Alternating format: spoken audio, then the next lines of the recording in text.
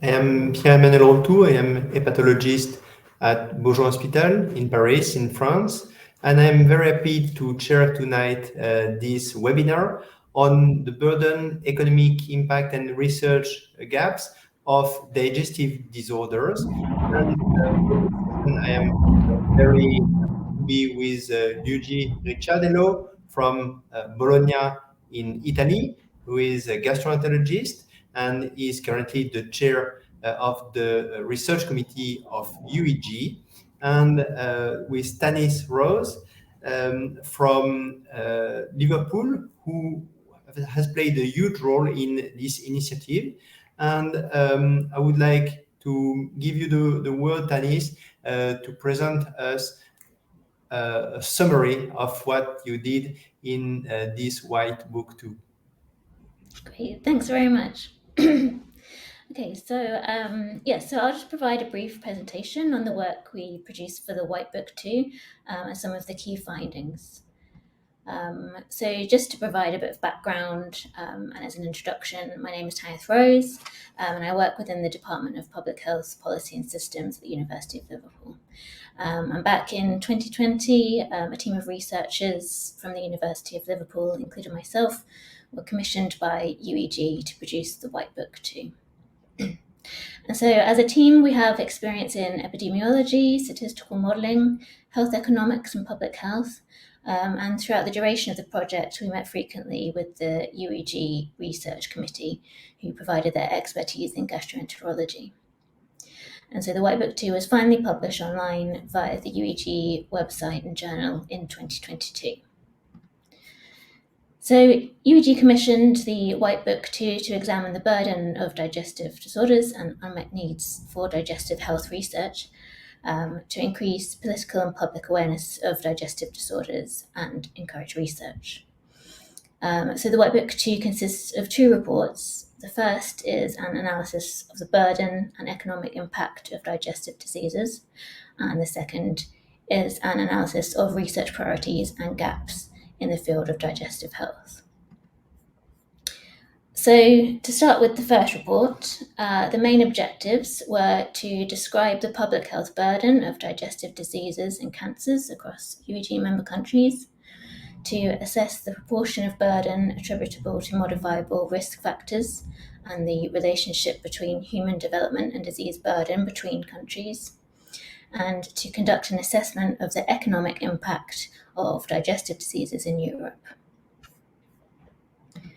So the report focused on 44 UEG member countries, which have an estimated combined population of more than 1 billion. Their economies range from high to lower middle income, as classified by the World Bank. And the regional groupings developed for the report were based on United Nations subregions, with some alterations made for comparative purposes. So to estimate the public health burden of digestive diseases and cancers across UEG member countries, we extracted and compiled data from publicly available data sources alongside data obtained from published literature. So disease burden estimates were primarily obtained from the Global Burden of Disease Study 2019, detailed methods of which have been published by the Global Burden of Disease collaborators. We've created a series of charts and maps to present the global burden of disease estimates using measures such as incidence, prevalence, mortality, and disability-adjusted life year rates, and explored changes in these measures since the year 2000. We also examined the proportion of disability-adjusted life year rates attributable to modifiable risk factors where this information was available. So to explore the relationship between levels of human development and the burden of digestive diseases and cancers, we also used data on the Human Development Index and its income and education components per country, obtained from the United Nations Development Programme. And to assess economic burden, we calculated estimates of inpatient health service delivery costs, as well as the costs of lost output due to morbidity and premature mortality associated with digestive diseases, for 31 UEG member countries for which data were available. And we used publicly available data published by the WHO, Eurostat, OECD, ILO, and the World Bank. So due to time constraints, I won't go into too much detail with regard to this statistical analysis, but the full methods are detailed within the White Book too. So I'll just go over some of the key findings. So first of all, digestive diseases are common and contribute to increasing levels of burden amongst UEG member countries. Estimates from the Global Burden of Disease study suggest that the total number of new cases, deaths, and prevalent cases for digestive diseases have increased since the year 2000, and that's shown by the bars in the chart here. And to a certain extent, we would expect the number of cases to increase over time due to population growth and population aging. So to control for these factors, we calculate age-standardized rates, which are better for making comparisons over time, since they account for differences in the age structure of the populations being compared. So as shown by the orange lines in the charts, age-standardized incidence rates for digestive diseases have remained stable, and age-standardized death rates have decreased since the year 2000. So it makes sense that if we have a stable rate of new cases combined with better survival, we will see an increase in age-standardized prevalence rates over time, as shown. So another finding is that the burden of digestive diseases tends to be higher amongst UEG member countries within Central and Eastern Europe compared to Western and Southern Europe. And this is likely related to population level social and economic differences between these countries. As in general, there exists a health divide between Eastern and Western Europe, with gaps in life expectancy and other health-related measures between these regions.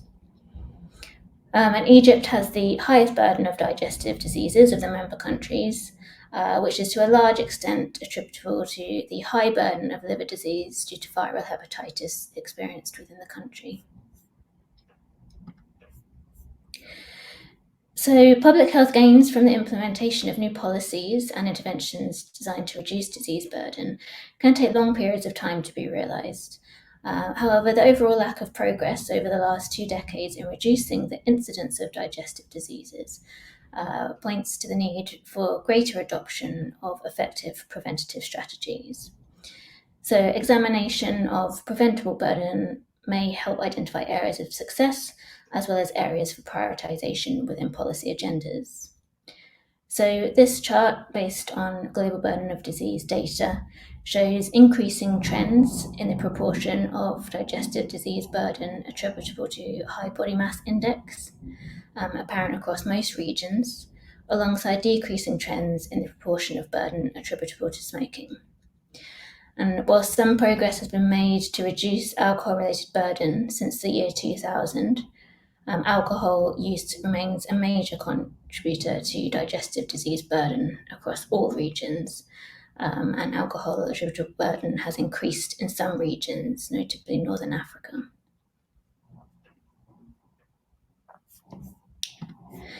So digestive cancers also exert a substantial burden across UEG member countries, and together are responsible for around 34% of the total number of cancer-related deaths for both women and men.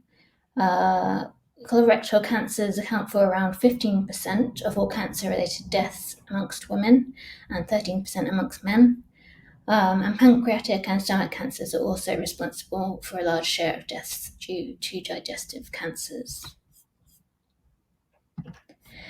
And aging populations have contributed to rising numbers of new cases and deaths, which have increased since the year 2000 for all digestive cancers, apart from stomach cancer. And estimated age-standardized incidence and death rates have increased for liver and pancreatic cancers for most member countries since the year 2000. So, as touched upon earlier, a key factor highlighted in the report is that population level social and economic factors contribute to important differences in the burden of most digestive diseases and cancers between European countries, with more disadvantaged countries, as measured by the Human Development Index, experiencing greater disease burden. And these charts highlight that non-medical factors are very important determinants of digestive health, and substantial health gains can potentially be achieved by implementing policies which directly address the underlying social determinants of health. So moving on to the economic impact assessment, so costs for inpatient health service delivery were calculated as the product of hospital bed days for each disease and WHO country-specific unit costs for inpatient service delivery, and that excludes treatment and diagnostics. And data on hospital discharges are provided by each country, and discrepancies between countries may exist due to differences in the way in which countries define and report these data. However, it does appear that for most countries, gallbladder and biliary diseases, chronic liver diseases, and hernias are important sources of digestive disease-related inpatient health service delivery costs. So for the indirect costs, the economic cost of morbidity was estimated as the lost market and non-market output due to digestive disease-related disability in 2019, and the cost of premature mortality was estimated as the present discounted value of lost market and non-market output due to digestive disease-related deaths in 2019. So differences between countries in the economic cost of lost output due to digestive diseases largely reflect the number and age distribution of deaths and years of healthy life lost due to disability. So some countries experience relatively high economic costs, even when their overall disease burden is relatively low, because these countries tend to have a higher prevalence of specific conditions that particularly affect people of working age. So, for example, Italy and the UK have a high cost of lost output due to digestive disease-related morbidity, which is partly due to the higher burden of gallbladder and biliary diseases. So this slide shows that alongside the obvious benefits of reducing the burden of digestive diseases, there are also enormous economic benefits of reducing digestive disease-related premature mortality in terms of savings from the prevention of productivity losses. So these figures are, to a large extent, a reflection of the high mortality attributable to chronic liver diseases amongst individuals of working age in Europe. So moving on to the second report, assessing research gaps and priorities. So objectives were to collect information about the research priorities of UEG National Society members, to examine the distribution of research activity in the field of digestive health by estimating quantities of published literature, and to quantify European Commission funding for digestive disease research in relation to disease burden. So in consultation with the UEG Research Task Force, we designed an online survey to identify the research priorities and preferences of UEG National Society members. So we wanted to create an opportunity for the national societies to communicate their research priorities to UEG and other societies, and to collect information on the priorities using a taxonomy of research topics to facilitate analysis to identify the most popular research areas. So we also asked societies to rank 10 research areas previously identified as research priorities by UEG's specialist society members across 3 domains, which were relevancy to national health policy, feasibility, and potential to strengthen collaboration. So to capture areas where research attention has been focused, a bibliometric analysis was used to estimate quantities of published literature indexed within the Medline database. So a search strategy was developed to identify digestive disease-related academic journal publications limited to human studies published since the year 2000 by research topic and disease. So search terms were based on headings and qualifiers within the MeSH thesaurus, and no limits were applied in terms of publication type or country of publication, and the searches were performed in January 2022. Again, full details of the methods can be found within the report. Finally, analysis of Horizon 2020 funded research projects was performed to quantify European Commission funding for digestive disease-related research. And details of Horizon 2020 projects are publicly available via the Cordis database, including project abstracts, funding contributions, and fields of science categories based on the European science vocabulary. So a search strategy was developed to identify research projects related to digestive and non-digestive diseases from which to extract data on the amount of European Commission funding awarded per project. So projects related to non-digestive diseases were identified using disease-specific European science vocabulary fields.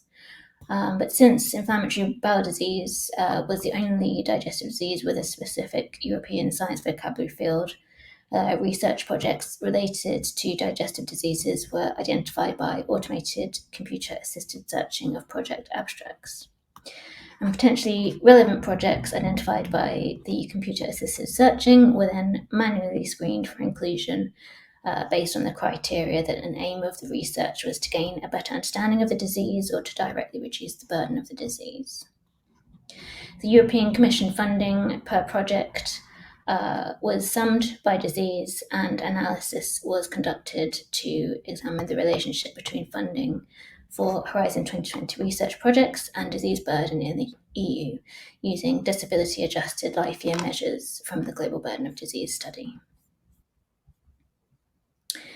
So moving on to the results. So 33 responses to the survey were received from UEG National Society members, which was a response rate of 73%. And in total, 120 research priorities were submitted. And here are the most popular research areas identified for prioritisation by the societies, broken down by major topic and disease category. So for the major topic, over a fifth of the 120 research priorities were described by the national societies as drug therapy research, and combined drug therapy, diagnosis and prevention and control research made up nearly half of all the identified research priorities. Research to investigate Crohn's disease and ulcerative colitis accounted for over a fifth of the priorities, followed by research to investigate digestive cancers. So combined research to investigate alcohol-related liver disease and other chronic liver diseases accounted for 17% of the priorities. And research to investigate diseases of the pancreas and irritable bowel syndrome were also identified for prioritization by the societies. So national societies were also ranked 10 research areas previously identified as research priorities by UEG's specialist society members across 3 domains. And the most preferred research areas selected by the national societies as determined by the overall mean rank are shown at the top of each chart then. And as can be seen, primary prevention research was ranked highly in terms of feasibility to conduct and relevancy to national health policy. And also EU trials, epidemiological studies, networks, surveys. That research area was also ranked highly in terms of feasibility and potential to strengthen collaboration. So prioritised areas that appear under-researched may represent research gaps that warrant greater consideration. So these are the results from the bibliometric analysis showing quantities of published literature by topic and digestive disorder, indexed within the Medline database. And as can be seen in the charts, diseases such as irritable bowel syndrome and alcohol-related liver disease and topics such as disease prevention appear to be under-researched compared to the other diseases and research topics. However, as shown in the previous slides, these research areas were regarded by the national societies as important areas for prioritization. So research areas such as these may represent avenues for further development. And finally, this plot shows the relationship between European Commission funding for Horizon 2020 projects and disease burden as measured by disability adjusted life years in the EU. And as you can see, inflammatory bowel disease research appeared to be very well funded in relation to burden compared with other diseases. And of note, as per the previous slide, inflammatory bowel disease also had the greatest number of publications of the digestive diseases analysed. Non-alcoholic fatty liver disease research appeared to be well funded in relation to burden compared with other diseases, and funding for chronic hepatitis B research appeared to be aligned with disease burden. However, most of the digestive diseases analysed appeared to be underfunded in relation to burden compared with other diseases. So as an example, we estimate that if 9 digestive diseases received a proportionate amount of research funding relative to their disease burden, an additional 283 million euros would have been allocated to these diseases in total, including almost 83 million euros for alcohol-related liver disease research. So this analysis is exploratory and intended to be used to initiate further discussions and investigations, but some initial observations can be made about potential research gaps and priorities when we consider the results together. So firstly, the results suggest that inflammatory bowel disease is well researched compared to other digestive diseases, with a relatively high number of publications and large amount of Horizon 2020 funding. Furthermore, research to investigate IBD accounted for over a fifth of the priorities identified by the national societies. So it could be that there exists a cycle whereby ample funding permits high quality research, which subsequently attracts higher levels of investment. I think it's worthwhile questioning why certain research areas attract continuously high levels of interest funding. So in contrast, research investigating irritable bowel syndrome, one of the most common digestive diseases with limited available treatment options, was granted 1.7 million euros in Horizon 2020 funding, and that's equivalent to just over 1% of the amount awarded for inflammatory bowel disease research. And others have also found lack of investment for irritable bowel syndrome research within FP7, which preceded Horizon 2020, indicating long-term trends in underinvestment in IBS research within EU funding programs. Similarly, alcohol-related liver disease, a condition which disproportionately burdens more socioeconomically disadvantaged groups, was both underfunded and under-researched in relation to the high level of burden associated with this disease. Disadvantaged groups potentially have less say and influence over research priority decisions, possibly resulting in their health needs being overlooked. So to develop equitable research agendas and investment strategies, capturing the views of marginalised and disadvantaged patient groups who may be more difficult to engage but likely have greater unmet health needs, will be especially important to inform decisions regarding avenues for further research. So the main limitations to keep in mind when considering these results relate to the broad scope of the analysis. We summarised large quantities of data, and the methods were considered appropriate to capture general patterns to initiate further discussions and more detailed investigations. So additional work is needed to identify the challenges associated with conducting research in neglected areas, to inform the development of effective strategies to encourage increased research activity and funding. And gaining a range of perspectives will help to gain a balanced view of areas which require prioritization. So we examined funding for digestive disease-related projects within one of the largest research funding programs in the world. However, more work is needed to assess how other programs and national funding allocations respond to need. And coordinated strategies to collect, organise and communicate information on existing research activities could help achieve this whilst supporting research efforts. So I will leave it there. I'll try to keep it as concise as possible. But yeah, please do have a look at the two reports, which can be found on UEG's website for more details. Thank you very much, Tanith, for this overview of a massive effort that you have been conducted. And this is hundreds of pages that you summarized in a few minutes. So thank you for providing us with that.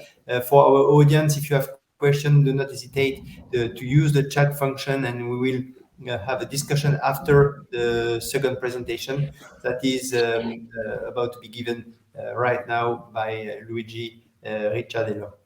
Luigi, please. Thank you, Pierre-Emmanuel, and thank you, Tanith, for the first of all for the wonderful job that you, Benjamin, and the whole Liverpool group, have done on putting together such a huge milestone for UEG. This is so important because we needed to update, of course, the data on the burden of digestive diseases, and as you mentioned, also putting together the socioeconomical impact and what should be done in terms of research priorities and what we should achieve from our funding bodies. So this presentation is actually, we will provide some numbers which are both highlighting specific diseases, but also an overview information of the data that the White Book 2.0 has provided. And this, as again, is the White Book 2 is made of two booklets. You can find them in the UEG website, but of course we have already published the executive summary last year in the UEG Journal, together with an accompanying editorial. So what are we providing with the White 2 book? First, as you heard from Tanith, we have the burden of digestive diseases. And this is important because we want to have precise information about the incidence, prevalence, and mortality of digestive diseases across Europe, as well as indicating the modifiable risk factors that are playing a role in digestive diseases across Europe. Also, the impact of digestive diseases by measuring both the indirect and inpatient costs of 31 UEG member countries that were that allowed us to collect this information, and in the end, of course, prioritizing areas of digestive health research based on what the research national societies members have provided in terms of information, but also, as you saw, the bibliometric analysis and the Horizon 2020 funded research. So if we look at the overall burden of digestive diseases, us as specialists in digestive diseases, as gastroenterologists and hepatologists, we know that there is a huge burden of digestive diseases across Europe. But to put into perspective the changes between 2000 and 2019, you can see that digestive diseases are basically affecting more than 300 people across Europe, across UEG's member countries alone. And between the year 2000 and 2019, we have registered an increase of both incident and deaths by 17 and 20%, but also prevalent cases by 22%. And if we want to see crude numbers, just a picture, a frame of the data from 2019, we had 72 million incident cases, almost 500,000 deaths across UEG member countries, and 332 million prevalent cases. You understand that these are significant numbers and are, of course, impacting not only incidence and mortality, but also the quality of life of people living in the UEG member states. Another important point is that there is a huge impact on digestive diseases by some modifiable risk factors, in particular alcohol consumption and a high body mass index. Also, several digestive diseases are strongly associated with increased risk of digestive cancers. And importantly, but this is something that we already knew, but it is important to have numbers. There are socioeconomically disadvantaged groups that are definitely disproportionately affected. We can see it if you look at the reports, disparities between some areas across Europe and also Northern Africa. If we talk about the economic burden of digestive diseases, there has been a huge impact by looking just at the data from 2019 in terms of both direct costs with 25.3 billion euros, which in terms of GDP, percent of GDP is 0.12% of the GDP for the 31 countries that were investigated, and 89 billion euros in indirect costs. Just looking at the 2019, and in terms of GDP, percent of GDP 0.47 for the 31 countries that were investigated. These numbers are not including digestive cancers because the analysis was not more it required much more time to obtain the information. So. Of course, if we do something, as Tanith was already mentioning, we can save money. And in particular, if we reduce premature mortality by either 25, 50, or 75% in 2019, we would have saved in terms of, from the prevention of productivity losses, a total of 11.4, 22.8 and 34.2 billion euros respectively, which is a huge saving. So if we do something, of course, we can impact significantly on the economic impact by reducing premature mortality.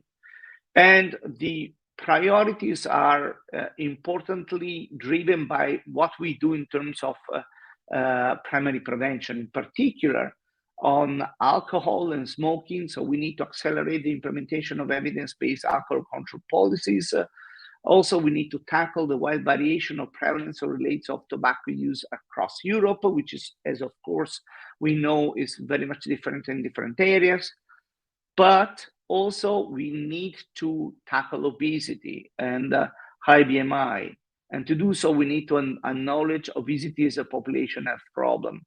But also we need to really consider and highlight the socioeconomic factors that when we try to alert our policymakers or even be involved in developing policies through education and nutrition and exercise, of course. In terms of research and funding opportunities, there are several digestive diseases, including alcohol-related liver disease and pancreatitis, which we found underfunded in relation to their disease burden. So our data is very important in highlighting where really we need to focus in terms of research priorities. And as a matter of fact, as I was just discussing, prevention research is very under-examined and under-considered area. And not just, in particular in digestive diseases, but we believe that this is across all sorts of diseases. Importantly, a lack of information exists regarding the financial burden of digestive disease and cancer. And as highlighted by the White Book, over 70% of the research priorities which were identified by UEG member society were literally geared toward alcohol-related liver disease and other chronic liver diseases, digestive cancers, IBS, IBD, and pancreatitis. And this is something that we have to really work very hard in the future. So if we look at some of the specific diseases, of course, you have the complete data on all diseases that you would like to have information for in the complete reports. But let's have a look at, for example, liver diseases. So if we look at cirrhosis and chronic liver disease in terms of disease burden, we have registered a concerning and highly concerning growing disease burden. So from 2000 to 2019, we have registered an 11% increase in age standardized prevalence rates of liver disease in member countries. And also we have seen a 29% prevalent cases also increasing in the same time frame. Of course, a huge burden is driven by alcohol use. Incident cases, deaths, and prevalent cases were increased by 4, 14, and 16% from 2000 up to 2019, with a prevalence peak at the age of 55, 59. So we need to keep this in mind because targeting, especially targeting ages, is very important. And importantly, rates were found higher for men. Also, non-alcoholic fatty liver disease burden has increased significantly by, in terms of incident cases, deaths, and prevalence by 21, 35, and 37% in the same time frame. And importantly, and this is important because we need to start policies early in life and across all ages. Age-specific prevalence rates increase across all age groups for both sexes. And so we need to start very early in tackling NAFLD. Inflammatory bowel diseases, which of course include both ulcerative colitis and Crohn's diseases, have seen a huge increase in both incident cases, with 126,000 in 2019, which were up by 13% as registered in 2000, 1.6 million prevalent cases in 2019, which were a jump by 18% as compared to 2000, and 45% of countries saw a percentage change increase in age standardized daily rates of inflammatory bowel diseases. And these numbers are staggering, are so important in order to again tackle policymakers to focus on inflammatory bowel diseases, because there are unmet medical needs. In particular, we have a delay in diagnosis, which can be up to 24 months. This may be associated with more severe, complicated cases. And also from a patient perspective, I think it's so important to recognize patient symptoms and disease, and so that we can restore a quality of life. As you know, these are highly impacting diseases in terms of quality of life, and so recognizing them in an important time fashion is very important from a patient standpoint. Finally, talking about digestive cancers, of course, they are a huge part of digestive diseases. Digestive cancer are, of course, on the rise in Europe. We have seen a 26% increase in incident cases between 2020 and 2019. They are responsible for a third of cancer-related deaths in the UEG member countries. Colorectal cancer accounts for the greatest proportion of cancer-related deaths in Europe, and this is so important when we want to implement screening programs across Europe, which we know are uneven and are, of course, in relation to the socioeconomical disparities. Importantly, colorectal, pancreas, and stomach cancer make up to 18% of all new cancers in Europe. And again, we need to really work on these cancers and tackle them. So digestive cancers are a major and societal burden for the member countries. We have 50 million years of life lost due to premature mortality, and up to 1.5 million years of health life lost due to disability. And of course, we have all modifiable risk factors, which are also some of the same that we have highlighted for digestive diseases, such as smoking, alcohol, high BMI, sedentary lifestyle, and of course, drug use. And so we need effective preventive strategies across Europe, focusing on really working on lifestyle changes. So primary prevention is very important. If we look at colorectal cancer, we have seen an increase in incident cases and deaths since 2000 by 33% and 19%, accounting for, in 2019, 600,000 incident cases and 307,000 deaths. And of course, we have seen an increase in cases which are linked to modifiable risk factors, in particular, 20% of the proportion of colon rectum cancer related to alcohol use, 15% to high BMI, 22% to smoking. So we really need to tackle these modifiable risk factors. Pancreatic cancer is going to be a huge problem because this is going to be the highest cancer in terms of mortality by the year 2030 across Europe. And that is already responsible for the second highest number of deaths due to digestive cancer across Europe. And we have seen 154,000 incident cases, which is in 2019, which is a 53% jump from 2000, and 155,000 deaths. So there's basically no cure, as you can see here.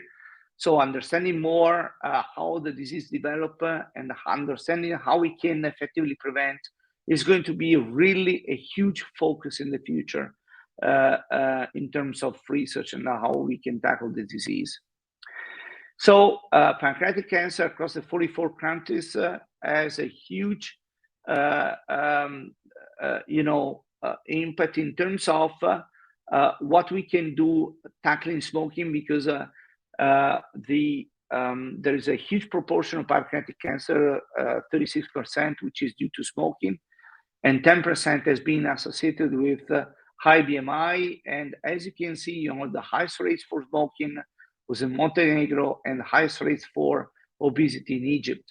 So again, by looking at some of these specific countries, policymakers can now understand where they need to focus on and act accordingly.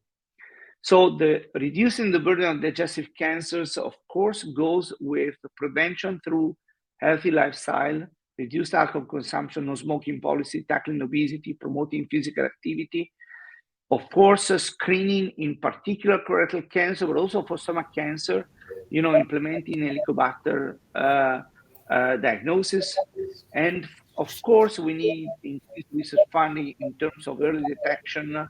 In particular, we lack biomarkers for pancreatic cancer, and we need novel, mechanisms and therapeutics for all, most of the cancers, and implementation research for preventive measures.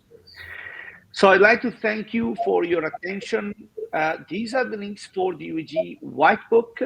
Of course, you can follow us on social media, on Facebook, Instagram, Twitter, and of course you can ask questions, and you can of course give feedbacks to Mathilde Olivier, the UEG office. We are always available, and thank you for being with us today. Thank you very much, Luigi, for this great presentation and for summarizing the highlight of this white book too. So please don't hesitate to ask questions in the chat. To start with, Luigi, so you clearly showed the huge burden of these liver diseases thanks to the work performed by Tanith. There are many things to change, but how to start with on a practical point of view. So what would you recommend? What UEG does? What UEG has already done? So could you tell us a little bit on the next steps for UEG according to you? So I think it's important. UEG has done a lot already, and we plan on, of course, interacting with the policymakers. We are actually bringing this information at the European level, talking to we had an event at the European Parliament. We are also in April. We will have an event next week with some patient associations, of course, which are very important and relevant in terms, of course, of highlighting the priorities, and are very relevant also in the interaction with the policymakers. We met in Brussels several politicians. We have a new Digestive Health group, which is actually gearing up and really focusing on the data that we have been able to produce and bring these to the next level. Working with the European Commission. This group includes members of the European Parliament. Is that correct? Yes, absolutely. Okay. So these are the one you met in April. Yes. And okay. These they are actually cross parties. Is not made by just one political party. There are several politicians who are very interested in our cause, and I think it's important at that level, to have politicians who are really actively involved in this. Then, of course, we are offering our huge platform through our national societies, interaction with the national societies through our forum, National Societies Committee, trying to disseminate as much as we can, of course, the UEG White Book. And of course, we are going to organize several activities in terms of disseminating the results of the White Book. Okay, so the tools, this is the member of the European Parliament, this is the national authorities to act also at the national level, and this is the patient association. Is that correct? Yes, absolutely. Okay. We have a booklet that we have prepared, which actually summarizes everything, all the information that we have put together with the White Book. Okay, so it leads me to a question that we have in the chat, which is how for patients to support this action and to join these actions. Would you answer this one, UEG? Well, there are several patient associations, and actually we can be in touch, and we can provide some information about some of the patient associations if there are any specific patient associations that they are interested with. UEG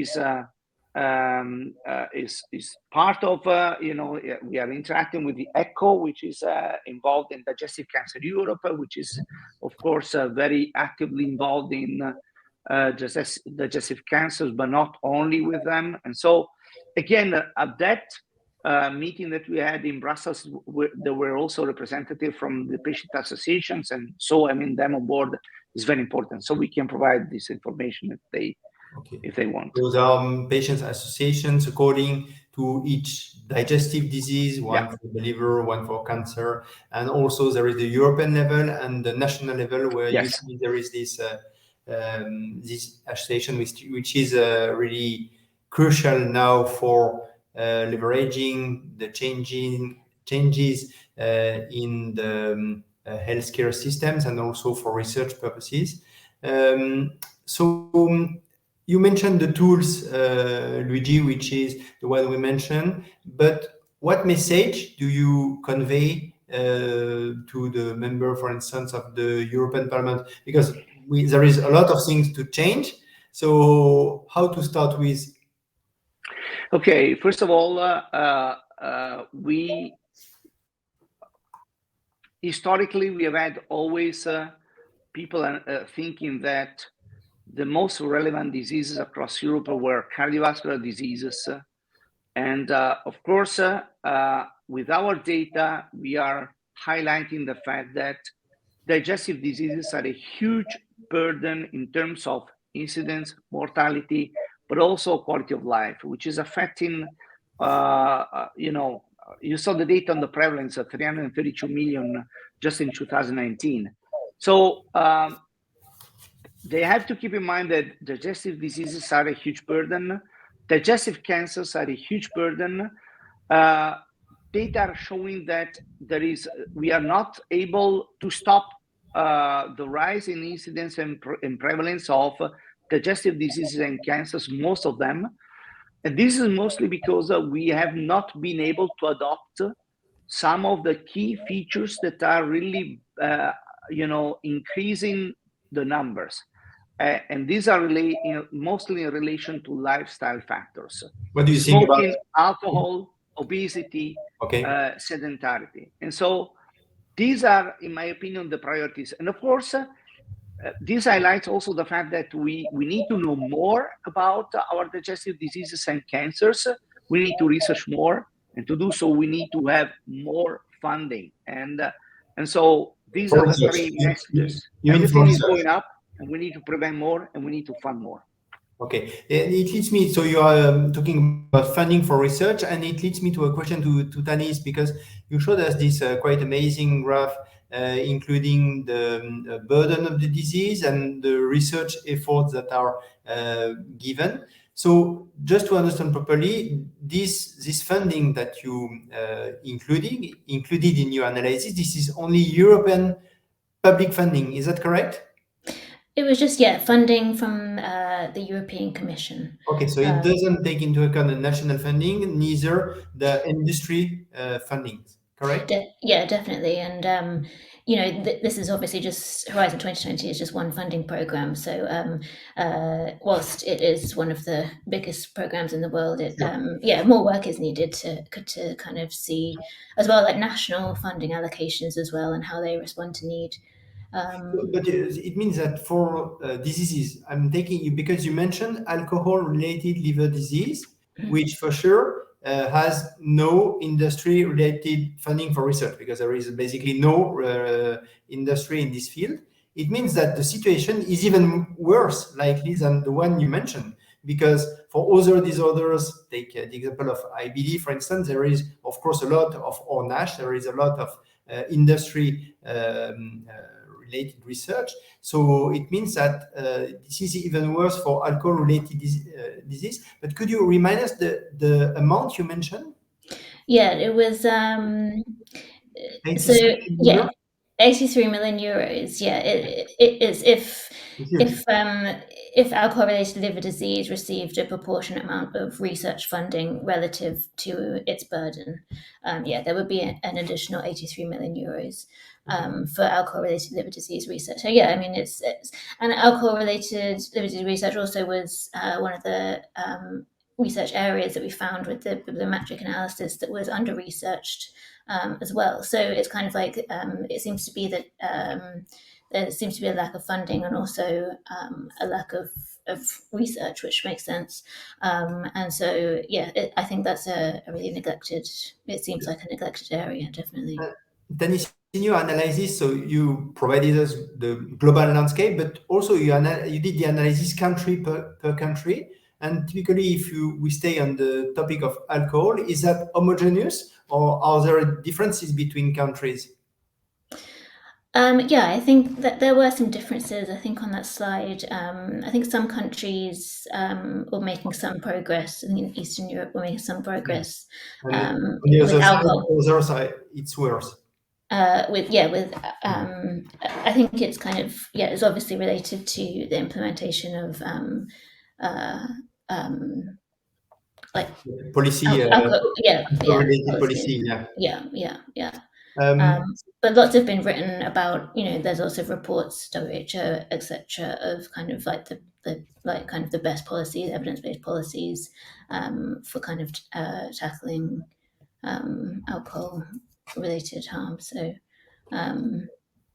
if I may jump in, I think if we boost research on alcohol-related diseases, we will benefit from how many diseases prevention and cancer prevention, because that is one of the most the data that Tanith put together on alcohol and obesity was amazing. And I think from a policymaker standpoint, in my opinion, this would be a no-brainer, because there wouldn't be any sustainability in keeping rising in incidence and the prevalence of these diseases that are impacting, both the quality of life, incidence and mortality, but also from an economic standpoint, there is no sustainability to a system that is keeping, increasing. So I think it would be wise from the European Commission standpoint to put together funds and tackling alcohol-related diseases. Yeah, with some lobbying also on this topic, which are not negligible at the European level, particularly in some countries that we know quite well, UEG. I had a question for you, Luigi, because you mentioned the research agenda, but of course there is a huge public health perspective, and at UEG there is a group dedicated to public health. So how you are in charge of research? How is that organized? Is there a synchronization between public health and research?